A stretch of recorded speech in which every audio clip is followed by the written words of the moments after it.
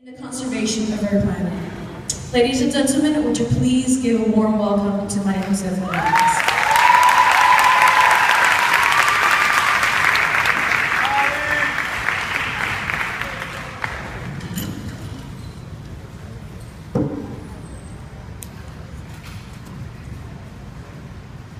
So hi, first of all, thank you so much for that very warm welcome.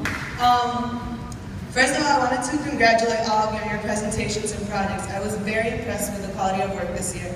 And I was extremely honored to be able to talk to you guys today and to share the stage with the speakers that have been here over the last 2 days. So today I'm here to talk to you guys about being powerful. But I wanted to start by asking you guys a few questions. So I'm going to put a couple of slides up on the board, and there's pictures on them. In each slide, there's a picture of a change maker.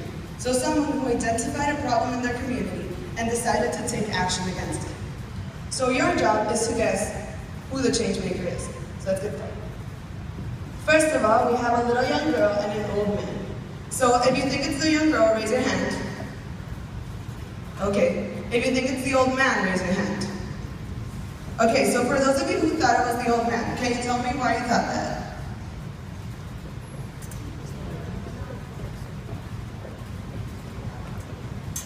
Okay, because he looks more like a leader and seems to have more experience. Well, that's a very valid point. But today, our change maker is Alexander Flynn Scott. Little before her first birthday, Alex was diagnosed with neuroblastoma, a type of childhood cancer. She managed to beat the cancer, but little after her 4th birthday, doctors told her that the tumors were growing back, so Alex had to go back in for treatment. While still at the hospital, Alex told her mom that she wanted to open a lemonade stand to raise money to give it to doctors so that they could help other kids like they had helped her. Later that year, Alex managed to get out of the hospital, and with the help of her older brothers, she opened her first lemonade stand. That year, they only made $2,000. And I say only $2,000 because 4 years later, by 2004, they had raised over $1 million. Alex sadly lost her battle that year at age 8, but her legacy lives on in the efforts of her brothers and all the people who support Alex's Lemonade Stand Foundation, an organization that is still running strong and opening lemonade stands all over the world to fight for a cure. A couple more pictures. So we have an old lady and a young girl. So, old lady, raise your hand. Young girl, raise your hand. Okay, well this time you're all sort of right, because this is the same person. So both of these images were taken from a book called Reach of the Peace. The book has pictures about the freedom riders of 1961. Do you guys all know what the freedom rides are? Okay, good. So, this is Margaret Leonard, and yes, that is her mugshot. But I chose her for several reasons. First of all, Margaret is clearly very white, blonde, and has blue eyes. But I mean, the whole point of the freedom rides was that they were interracial. But she was the first Southern student to take part in the freedom rides. But most importantly, I chose Margaret because at the time that she decided to be part of the freedom rides, she was 19 years old, which makes her exactly my age and not much older than most of you, when she decided to put her life at risk and fight for the racial inequalities of others. I mean, she was just a college freshman when she decided to do this. Now, one more slide. So we have a young boy and an old man. So, young boy, raise your hand. Old man, raise your hand. Okay, no, actually, the young boy is my little brother. That's why they were all making noise. So, he will be a change maker. He hasn't done that much yet. He's on it. But we're here to talk about Mario Saga. Mario Saga is the leader of the free speech movement in Berkeley. Saga, this picture was taken many years after he started the movement, but this picture is taken the day that the movement started. Saga was a student at the University of California, Berkeley, and he saw that his rights and those of his fellow students were being broken, and so they decided to start a peaceful protest to fight the university for this. Saab is most famous for his speech, "Put your bodies against the gears," where he says, "There's a time when the operation of the machine becomes so odious, makes you so sick at heart, that you can't take part, and you've got to indicate to the people who run it, to the people who own it, that unless you are free, the machine will be prevented from working at all." At this point, he was talking about his university and how they were breaking the free speech rights of their students. But I guess we can all see how this applies to the work we are all doing. There's points in our lives where the things that are happening around us are just too horrible for us to just stand and look at them happen. And we have to take action. And that is exactly what Salia did. He took action and inspired others around him to do the same. So I wanted to go back to my first slide and ask you guys a question. What do all three of these examples have in common? Anyone? Don't all raise your hand at the same time.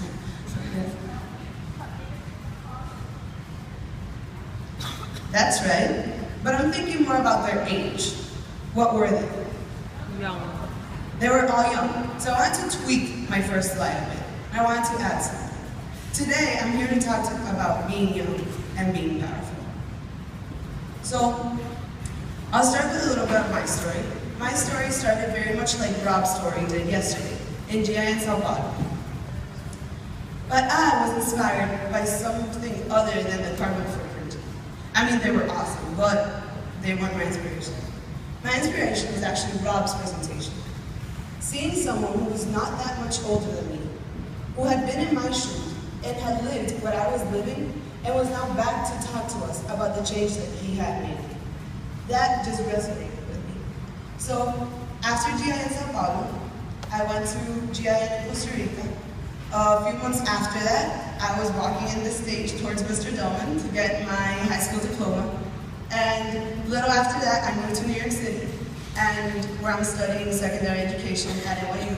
Yes, that does mean that I want to be a high school teacher for the rest of my life. So,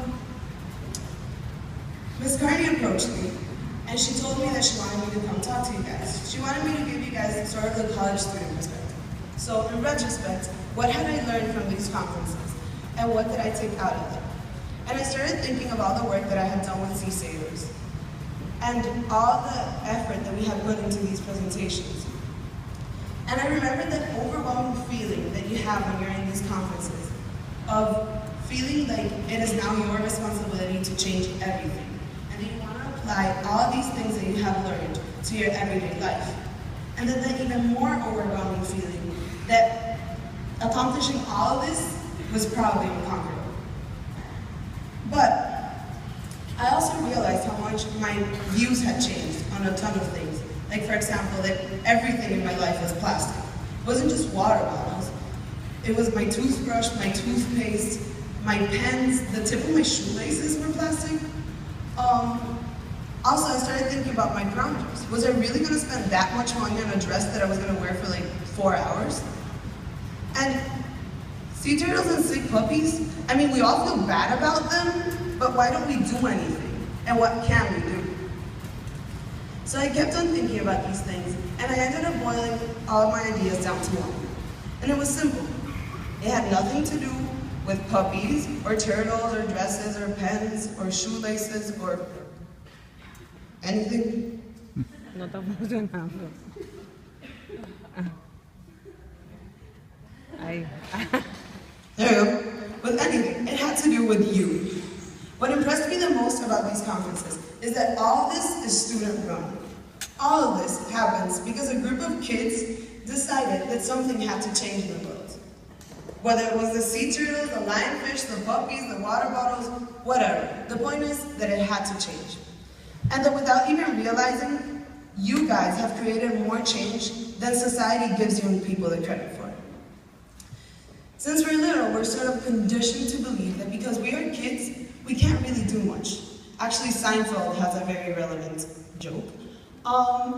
So he said, "Hey, wait up. Wait up." That's what kids say. They don't say wait. They say wait up. Because when you're a kid, everything is up. Your life is up. The future is up. Wait up, hold up, shut up. Mama, clean up. Let me stay up.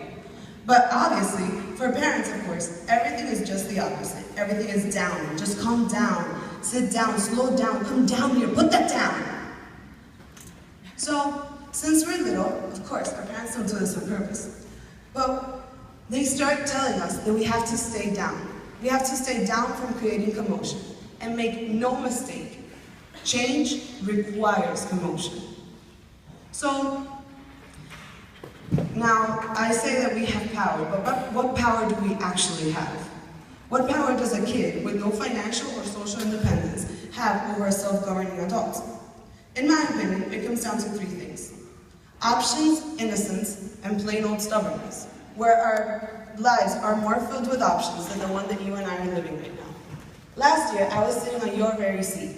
Well, not exactly on that seat, in a very similar seat in Costa Rica. The point is that I was sitting there with 6 different colleges to choose from, and any college major in the world to commit to. My options were infinite, just like are yours. But I know that sometimes these things seem overwhelming. It seems like too much, too many decisions to make when we're so young. But you have to realize that this is a blessing and not a curse. You must explore these options. You must take the chance to see what is out there and realize that the roads divide into a million different forks that, taken with the right attitude and the right goals, can lead to a million different happy endings. So next, we have innocence. As teenagers, we believe that we can take over the world. I mean, don't we? But this attitude can be very good or very bad. But when put to good use, our I can do anything attitude can be extremely productive, because we genuinely believe that we can do anything. And I know that this is an incredibly naive view of the world, and I know that many see it as a handicap. But I want to believe that when mixed with my third point, stubbornness, this creates a match made in heaven. Because we're stubborn enough to stick to our goals. Sometimes because we're very driven people who want to do what they said they were going to do, and other times because we just said we were going to do it and we're too stubborn to tell people that we can't. So we just stick to it. But what we must realize is that we must stick to our goals. We must stick to our vision. We must stick to what we're trying to accomplish. But we can't stick to the path that we're trying to get there. As John C. Maxwell says, failed plans should not be interpreted as failed vision. Visions don't change. They are only refined. Plans rarely stay the same, and our straits are adjusted as needed. Be stubborn about the vision, but be flexible with your plan. So, that's what I got out of the GIN conference as a positive thing. But as I mentioned before, I always stayed with that feeling that I had to change everything. And I'm sure you're feeling the same thing.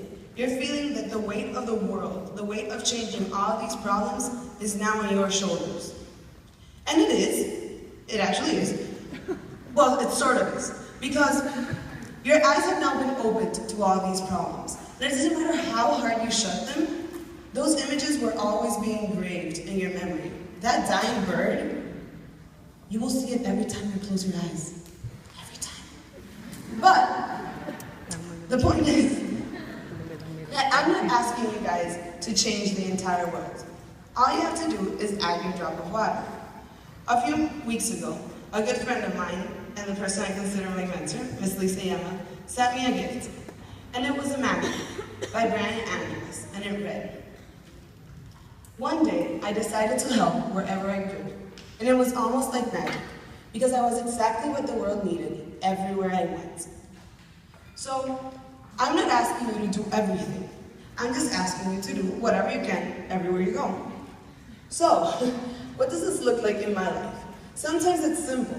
Smiling at the doorman, giving my change to the lady who sits outside my bagel shop, or even Instagramming a picture of an event or organization that I want to help with.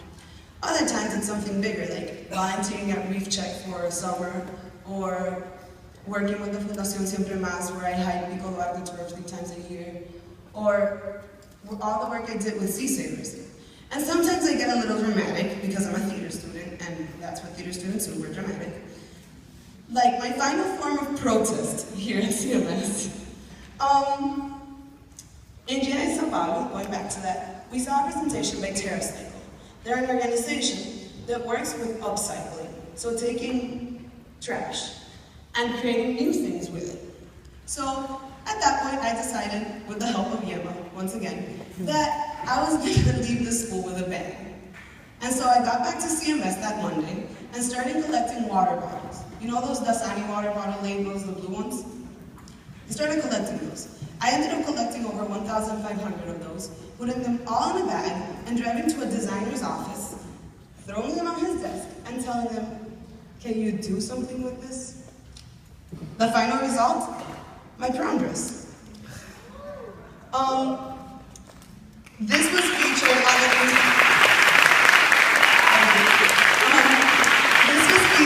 on the newspaper on World Environmental Day.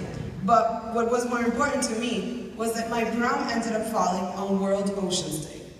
And if any of you know the work that Sea Savers do, you will know that the oceans are incredibly important to me. So I thought that there was no better way of celebrating and no better outfit to celebrate in. But that's not the point, once again.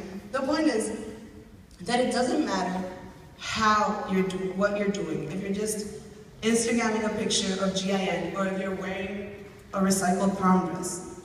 The point is that you are doing something. So to wrap up today, I just wanted to show you guys a little video that I saw when I went to Sao Paulo.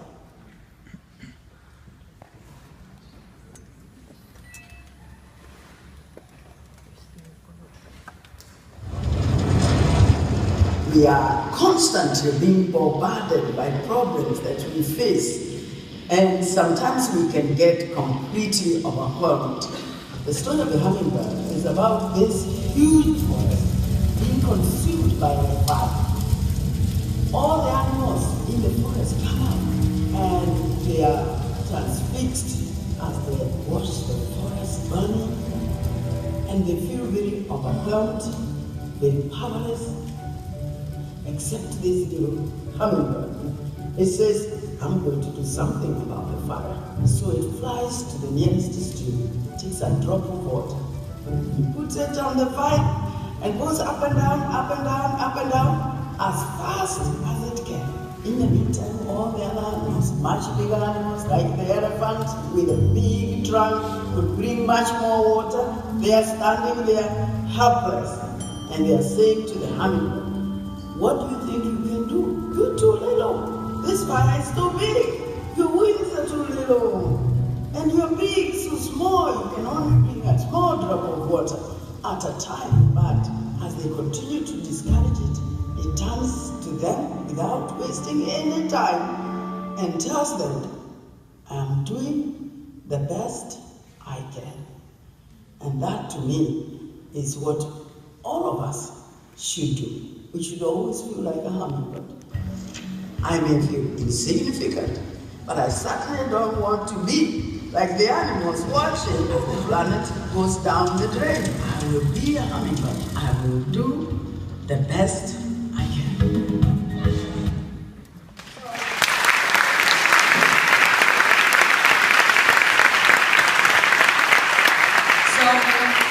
That story for me personally has become a life motto. I wear a hummingbird around my neck at all times, just as a reminder. So what am I asking of you guys today? I am not asking you to change the world in 3 days. I'm not even asking you to change the world in your entire lifetime. I'm just asking you guys to do something, anything, everything you can, everywhere you go. I want you guys to become a hummingbird and just do the best that you can. Thank you.